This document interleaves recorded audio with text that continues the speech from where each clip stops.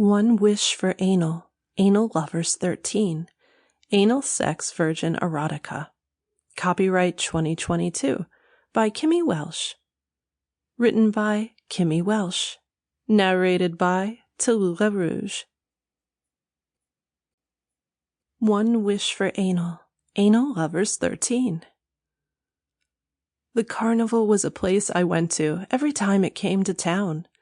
I'd laughed, loved, been sick, cried, and everything in between over the years that it had been coming to town.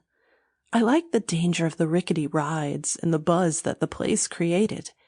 Even now, at 19, it was still a place I visited religiously.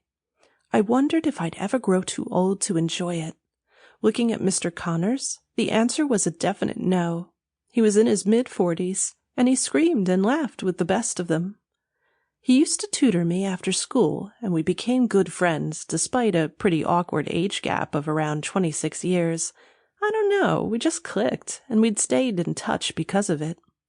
He'd sit by me on the tilt-a-whirl and beg for it to be spun faster. The whole time, my knuckles would be turning white, and I'd be fighting against seeing my dinner again. I'd asked him long in advance if he was keen to go to the carnival this year, and I'd gotten the usual enthusiastic reply. "Hell yes, Bailey," he'd hollered down the phone. "I can't wait." Mr. Connors was always such a wholesome guy. It made what happened to us just that bit crazier, but I guess it was all my fault, really. My friends never came to the fair.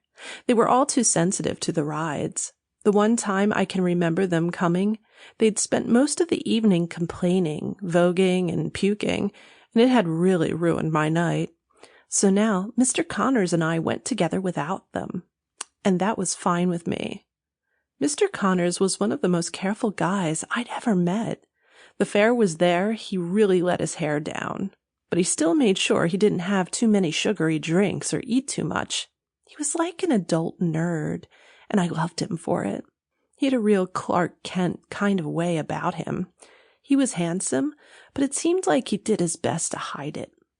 When we arrived, Mr. Connors paid for a bunch of tokens that we could spend on the rides. I always said I didn't mind getting them, but he never let me pay. He was a gentleman like that. We stepped into the fair with wide-eyed wonder. For a minute or two, we just absorbed it.